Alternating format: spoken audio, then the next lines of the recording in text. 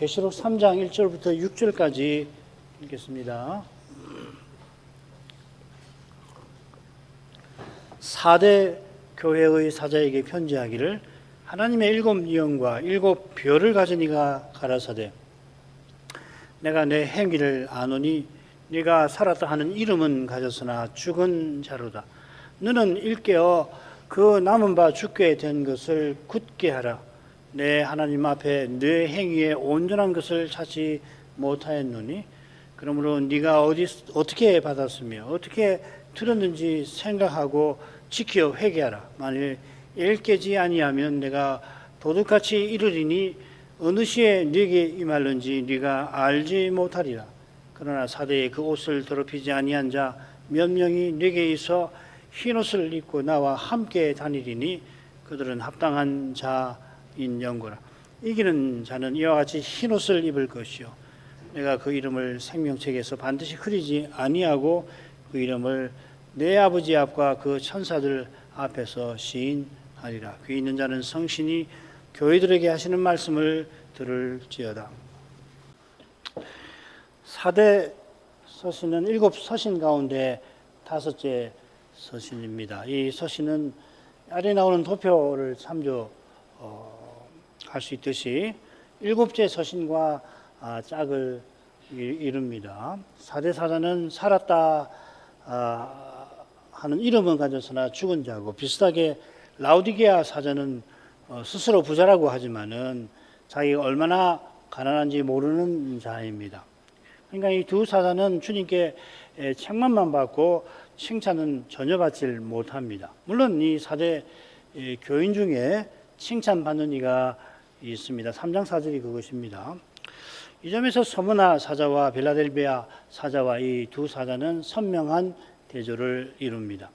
서문나 빌라델비아 사자는 주님께 칭찬을 받고 책망은 받지 않지 않습니까? 나머지 세 사자는 칭찬도 책망도 받습니다. 반면에 사대와 라우디게아 사자는 믿음의 실질이 없는 관계로 칭찬받지 못한 것 같습니다. 7 서신 가운데 사대와 라우디게아 서신에만 흰옷이 나와요. 사대에 그 옷을 더럽히지 아니한 몇 사람이 장차 흰옷을 입을 겁니다. 이 흰옷을 입도록 라우디게아 사자는 주님에게서 불로 연단된 금을 얻어야 합니다. 자, 이 흰옷은 주님과 함께 다니고 주님과 함께 먹는 조건으로 두 서신에 나옵니다. 흰옷 입을 사람을 주님께서는 내 아버지 앞에서 시인을 하시고 그는 내 아버지와 함께 보좌에 앉을 사람이라 하셨습니다. 퍽 두 서신이 유사하죠. 자, 그러면 3장 1절 상반절로 가보겠습니다. 4대 교회의 사자에게 편지하기를 하나님의 7 영과 7 별을 가진 이가 가라사대. 이 4대라고 하는 이 사울디스라고 영어로나 사울디스라고 나오는데 오랜 역사를 가진 도시입니다. 사사시대에 이 도시가 세워진 것 같은데 고고학 발굴에 따라 이스라엘처럼 페르시아에게 점령을 당한 후 이 도시국가의 기세가 점점 꺾이더니 이 로마의 식민지가 되고 맙니다. 주 17년에 큰 지진이 일어나서 초토화가 되었다가 로마 황제 아우구스투스의 도움으로 이 도시가 재건됩니다. 이런 역사가 있어서 그런지 이 4대라고 하는 도시는 이 죽음과 생명에 관한 관심이 각별했고 그들이 받아들이는 그 민간 종교도 그런 특색을 지니고 있습니다. 자, 이게 주님께서 이 4대 사자를 책망하시는 역사적 배경이 될 겁니다. 주님께서는 다른 홀수 서신처럼 자신을 소개하십니다. 하나님의 7 영과 7 별을 가진 이로서 이 교회 사자에게 말씀하십니다. 에베소 서신에서도 7 별을 가진 분이라고 밝히셨는데 여기서는 아울러 7 영을 가졌다 소개하십니다. 이 7 영은 서신 무리말 인사말에 성신님을 가리키는 칭호로 나왔죠. 둘째 성소 이상에서 7 영이 2번 4장 5장에 나오는데 보좌 앞에 등불 켠 7 등불 또 어린 양의 7눈이 이 하나님의 7영 곧 성신을 가리킵니다. 이 주제가 그 옷을 더럽히지 아니하였다는 표현과 관련해서 다시 나올 겁니다.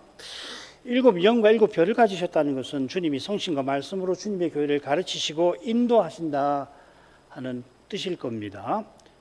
그 다음 넘어가죠. 내가 네 행위를 아노니 네가 살았다 하는 이름은 가졌으나 죽은 자로다. 너는 일깨어라고 고치시는 게 좋습니다. 좀 이따가 좀 말씀드릴 텐데 일깨어보다는 일깨어가 정확한 것 같아요. 그 남은 바 죽게 된 것을 굳게 하라.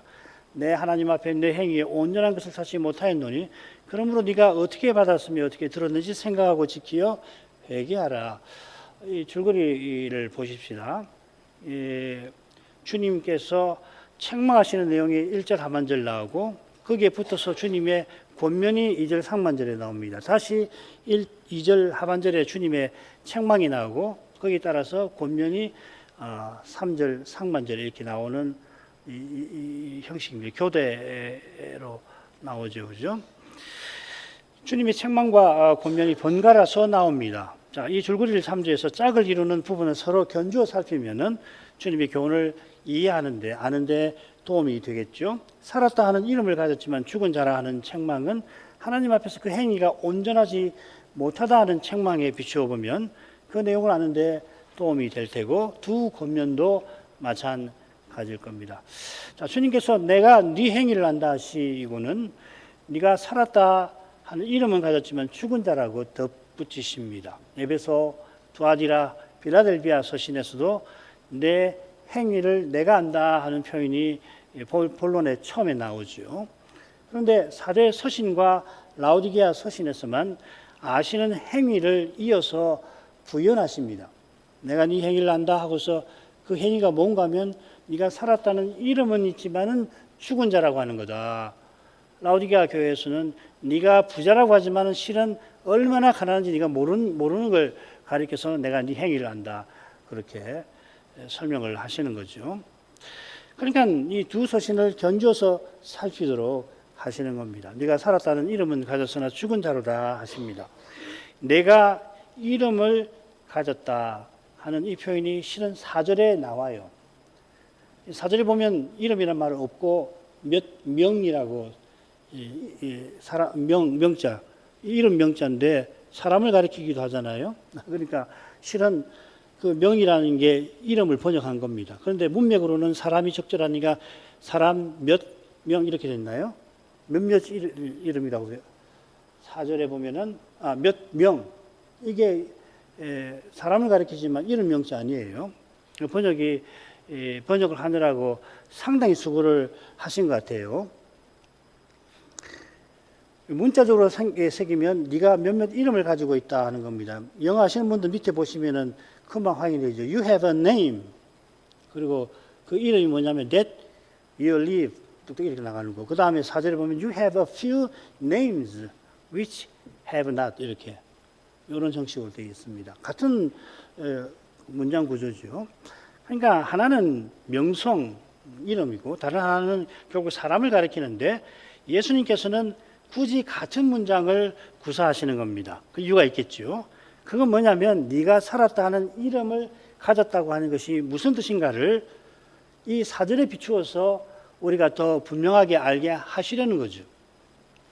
요컨대 사대사자가 가지고 있는 몇몇 이름, 곧 그 분들이 살아가는 삶이 살았다는 이름에 걸맞은 거라 이렇게 말씀하시는 것 같아요.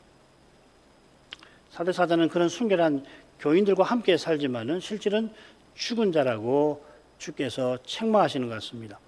몇몇 교인들이 순결한데 그 옷을 더럽히지 아니하였다 하십니다.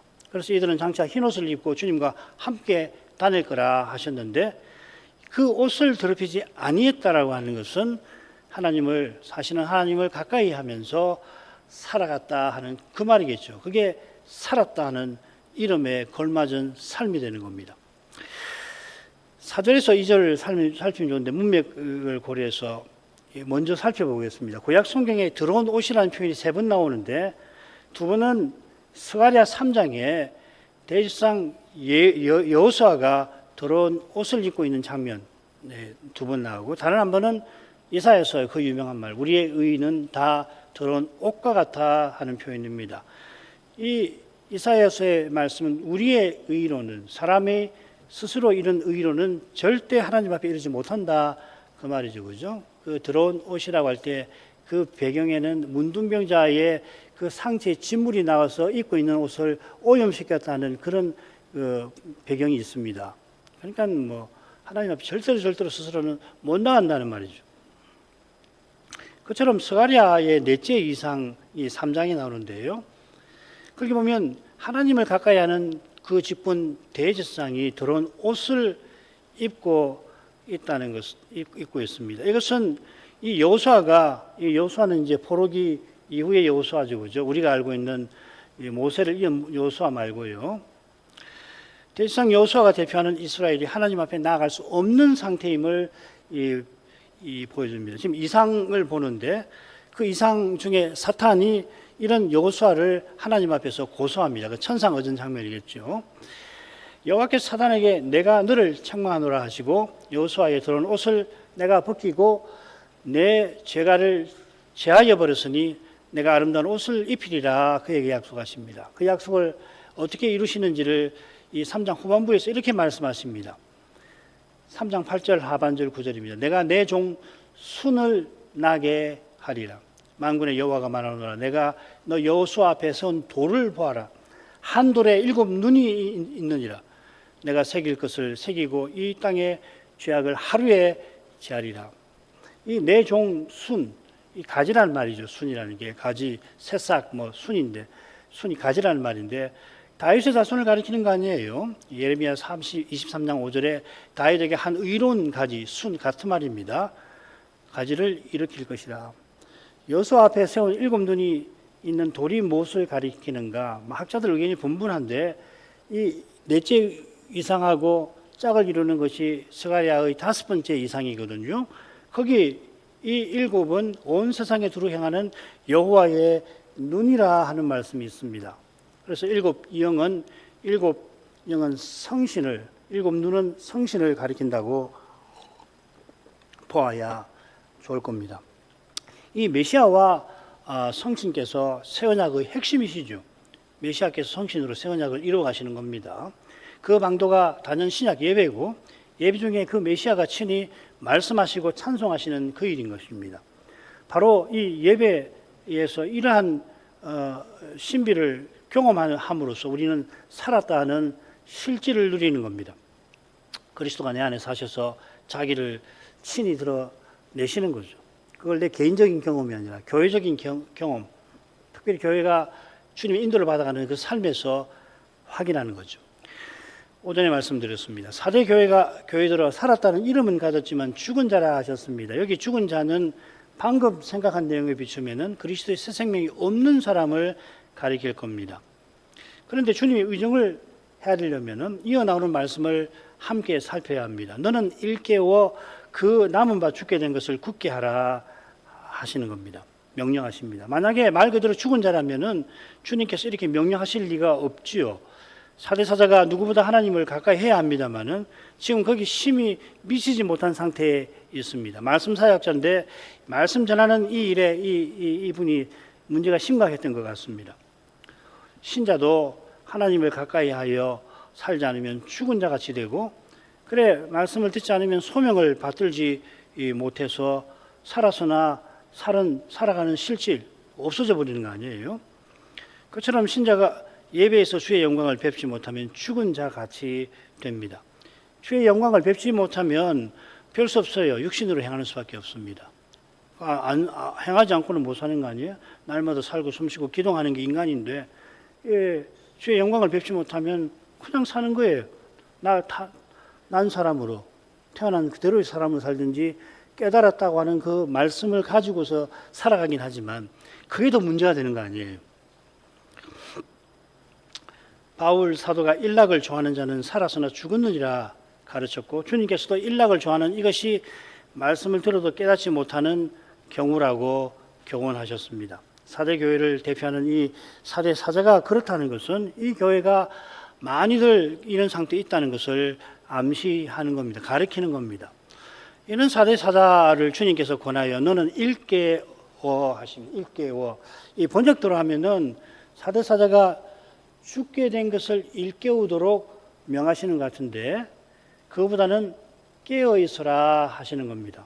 그래 3절 보시면은 일깨지 아니하면 그렇죠. 일깨우지 않으면이 아니라 네가 깨어 있지 않으면 이 말이거든요. 이 말 여기 이 고면에서 너는 깨어 있어라 이렇게 명령하시는 겁니다. 그런데 일깨워라고 번역을 해놓으니까 뒤에 죽게 돼 남아 있는 것을 흔들어 가지고서 살아있게 만들려고 그렇게 해석하기 쉽게 해놨단 말이죠. 이거는 제가 볼 때는 고쳐야 될 것 같아요. 일깨다 하는 동사가 계시록에 한 번 더 나오고 이게 무슨 의미인지를 거기서 잘 배울 수 있습니다. 그리고 너무 비슷합니다.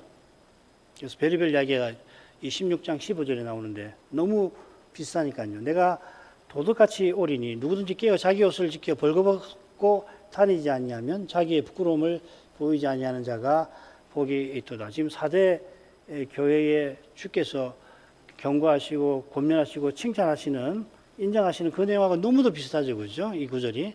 그래서 이 구절에 관해서 별의별 이야기가 많이 있습니다. 원래는 이게 4대 서신이 있는 말인데 누가 잘못 베껴갖고 이걸 16장에 끼워놓은 거니까 원상복귀시켜야 된다. 뭐 그런 이야기도 있는 겁니다.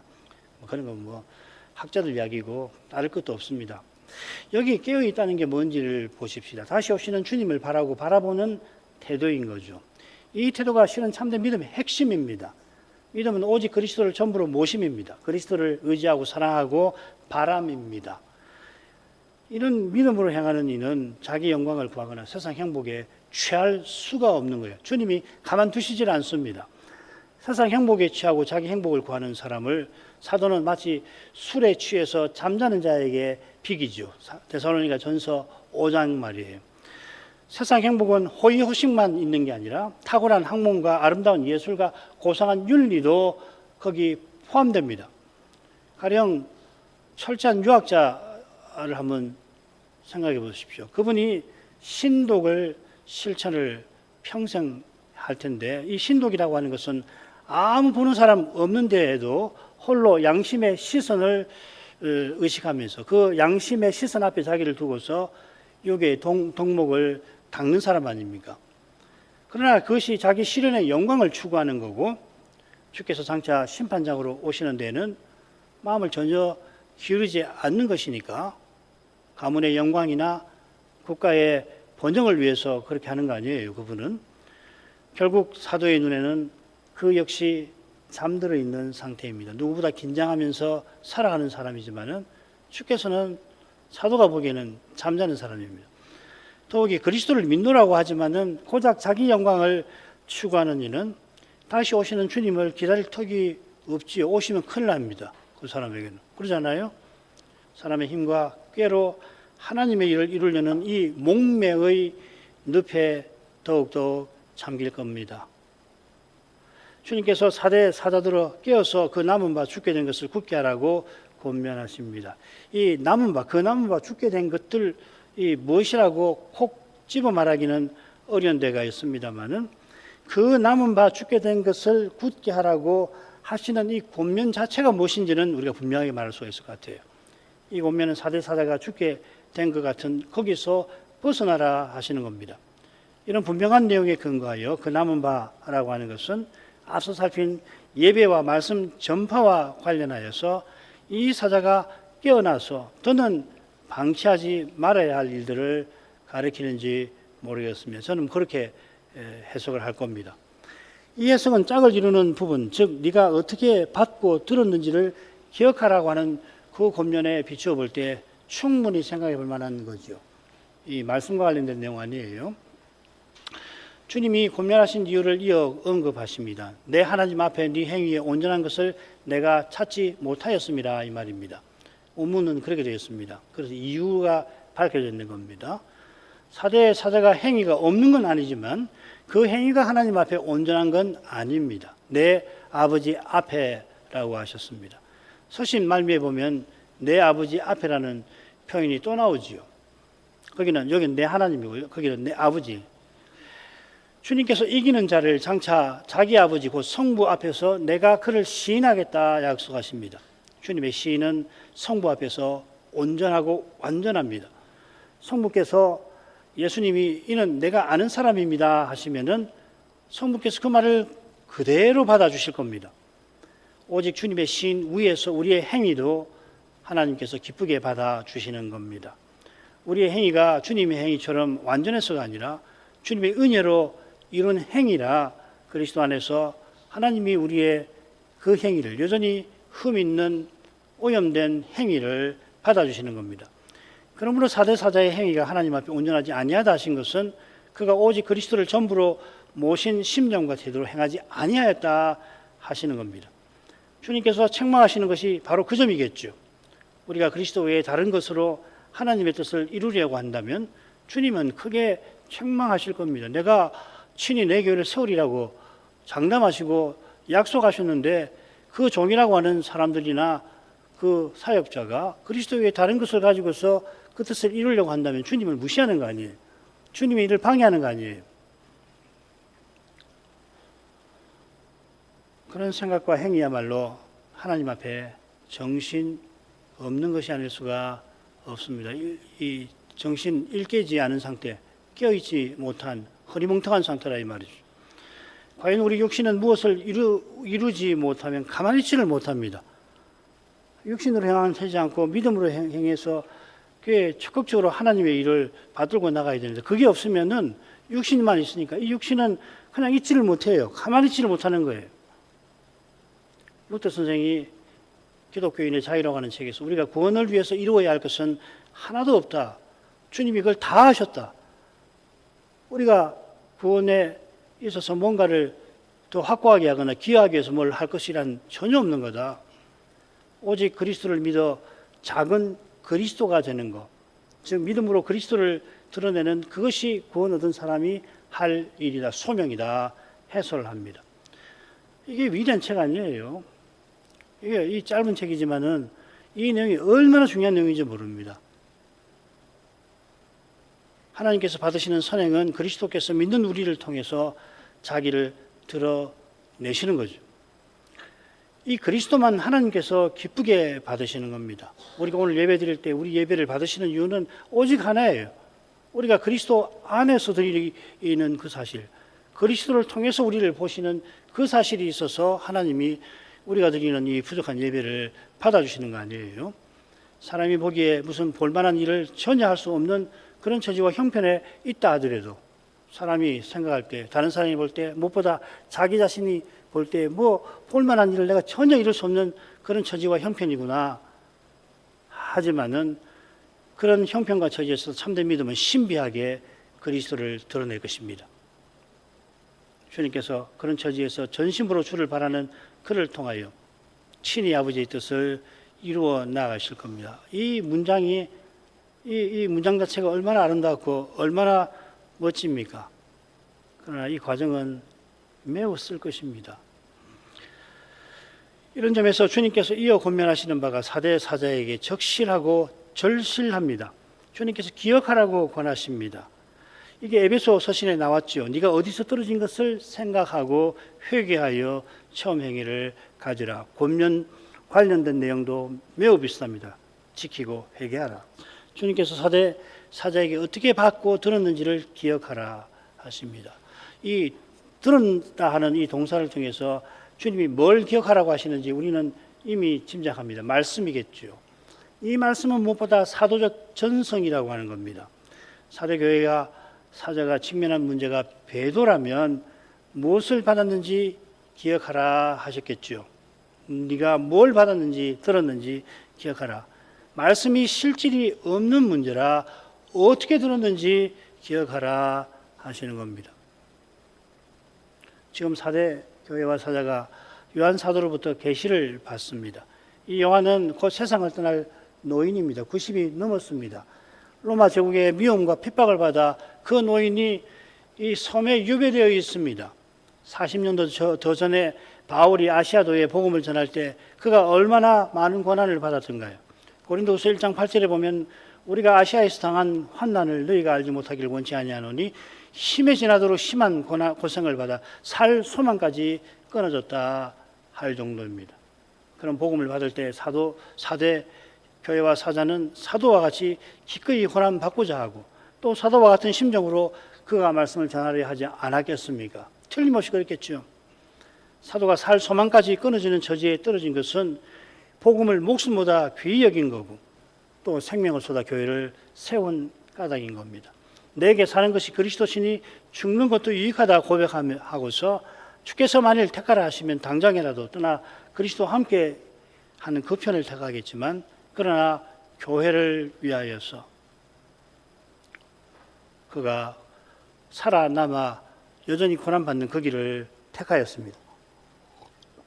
4대 사자도 처음에 같은 심정과 태도로 말씀 전파의 소명을 하나님께 받았습니다만 지금은 거기서 많이 더 추락해 있는 겁니다.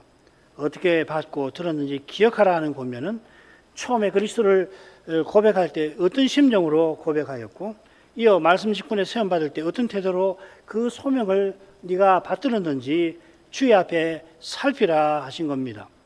이것은 회개하라는 권면과 같은 겁니다. 살았다는 이름을 가졌지만 죽은 자와 같은 상태에서 벗어나서 처음 주의 말씀을 깨달았던 그때 마치 어린아이가 어머니 젖을 갈구하듯이 그렇게 말씀을 사모하라 하시는 겁니다.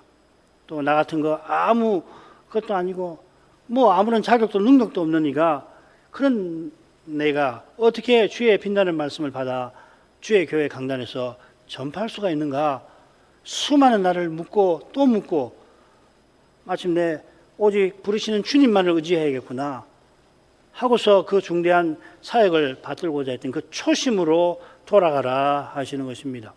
이게 회개하라는 말씀이겠죠. 그렇게 안 가면 안 돼요. 그렇게 돌아가지, 그 거리로 돌아가서 행하지 않으면은 안 되는 거예요. 회개는 괴롭지만 그렇게 가는 겁니다. 대충 주님과 타협해가지고 주님 이 정도로 타협을 보십시다. 제가 처음으로 돌아가기는 어렵고 그 얼마나 힘든지 이런저런 문제가 있으니까 어렵지 않습니까? 감안해 주셔서 타협을 적당히 보셔서 봐주셔서 조금 뒤로 가가지고 거기서부터 가겠습니다. 아이고 어림없는 이야기. 자기 부인도 결코가 아니에요. 자기 부인도 항상 처음으로 가는 거예요. 처음으로. 그래야 전진을 하는 겁니다. 처음으로 돌아가서 그 자리에서 전진을 하는 거지 이미 비껴난 그 자리에서 전진한다고 앞을 내뒤져 봐야 동으로 가는 배를 타고 서쪽으로 발 내딛는 거하고 다를 바가 없는 거예요. 맨날 타협하는 거죠. 그 전진이 없는 거예요. 그래서 그 모양이에요. 조금 무마되면은 아이고 아무 일도 없는가 보다 하고서 또 나태해지잖아요. 그리고 뭔 일이 생기면 난리가 났다고요. 뭔 일이 문제가 아니라 회개치 않고 날마다 자기를 부인하지 않고 그렇게 적당히 살아가는 그게 문제 아니에요. 그걸 봐야 하는데 그걸 안 보면은 뭔 일이 생겨야 그 비로소 아이고 뭐가 틀렸구나. 그러고서 그게 조금 무마가 되거나 눈앞에 흐릿하게 사라진다 하면 옳지.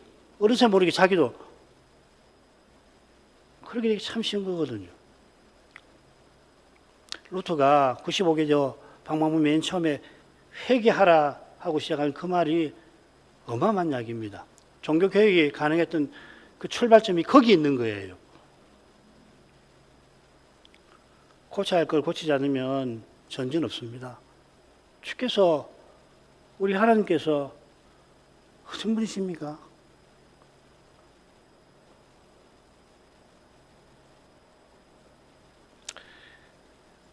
그래야만 지키라는 권면도 받드는 겁니다. 뭘 지켜라 말씀하시지 않아도 일곱 서신을 보면 내 말을 지켜라, 나의 인내의 말씀을 지켜라, 나의 일을 지켜라 하는 걸 우리가 확인할 수 있습니다. 인내의 말씀을 지키라 하신 것처럼 끝까지 내 일을 지키라 하신 것처럼 그가 다시 오시는 주님을 바라보고 아버지를 기다리시는 이 예수님을 바라보아야 하는 것입니다. 이어 주님께서 만일 하고서 주님의 고면을 받아들이지 않을 경우 사대 사자와 교회가 당할 일을 경고하십니다.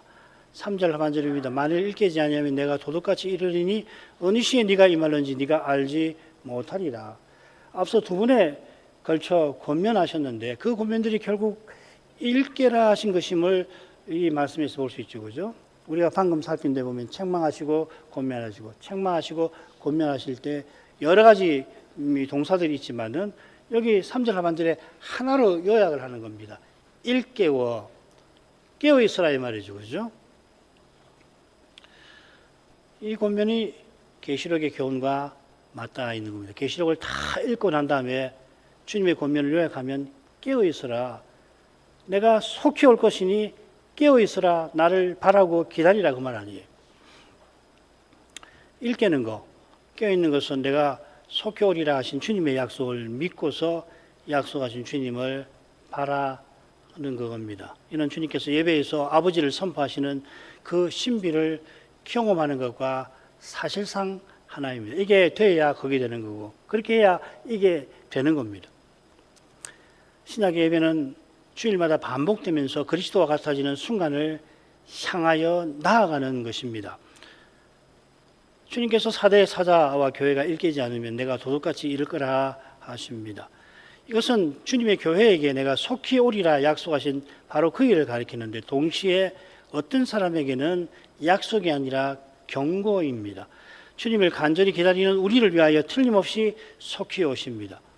그 일을 신실하게 이루셔서 하루를 천년같이 여기실 정도입니다. 그처럼 천년을 하루처럼 여기시면서 우리의 많은 죄를 길이길이 참아주십니다. 그러나 도둑같이 오셔서는 주님을 배반한 자들에게 두려운 심판을 그분은 속히 내리실 것입니다. 비슷한 말씀이 마지막 전쟁 맥락 한 번 더 나옵니다. 아까 읽은 그 말씀이죠. 16장 15절인데 14, 16절 이하에 보면 마지막 전쟁의 맥락이라는 걸 알 수 있습니다. 마지막 전쟁에서 사단과 짐승과 거짓 선자를 쫓아 주를 대적하는 자에게는 주님이 도둑같이 오시는 까닭에 그가 어느 시에 오시는지 도저히 알지 못합니다. 알 수 없는 것이 평안하다, 안전하다 하니까 그런 거죠. 깨어 근신하는 이는 말씀의 거룩한 빛을 늘 받는 덕분에 그날이 도둑같이 임하지 아니한다. 사도는 이렇게 교훈합니다. 형제들아 너희는 어둠에 있지 아니하며 그날이 도둑같이 너에게 임하지 못하리라. 너희는 빛 가운데 있다. 그 빛이 그 참빛이신 그리스도의 빛 아니고 뭐겠습니까? 이런 내용에 비추어서 사대 사자와 교회를 향한 주님의 경고는 엄중합니다. 마지막 순간 경고대로 당하지 않고 약속을 받는 길은 오직 그리스도를 전심으로 믿는 믿음에 그 믿음으로 다시 오시는 주님을 바라는 태도에 주님을 바라며 주님의 몸과 지체로 살아가는 삶에 있습니다. 늘 주의 말씀을 듣고 주께 말씀드리는 일이 정말로 중요한 겁니다. 4절로 가겠습니다. 그러나 사대의 그 옷을 더럽히지 아니한 자 몇 명이 내게 있어 흰 옷을 입고 나와 함께 다니리니 그들은 합당한 자인 영구라. 주님께서 몇 명이 너희에게 있다 하셨는데 이건 사대 사자 개인보다 사대 교회에 관한 말씀일 겁니다. 이미 말씀드린 대로 이 분들은 몇 사람은 그 옷을 더럽히지 아니한 분들입니다. 스가랴의 넷째 이상 중에 대지상 여호수아가 더러운 옷을 입고 있어서 사단이 여호와 앞에 고소하는 그 장면에 비추어 살피면 그 옷을 더럽히지 아니한 분들은 신절을 지키는 분, 배도치 아니하는 분이겠죠. 그들에게 주님께서 흰 옷을 입고 나와 함께 다니게 할 복을 약속하십니다. 이 복의 내용은 우리가 이미 살폈습니다. 이 약속은 이어나오는 이기는 자에게 주시는 약속과 같으죠.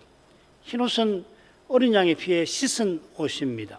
장차 설 수 없는 무리가 이 흰 옷을 입고 어린 양과 하나님을 찬송할 겁니다.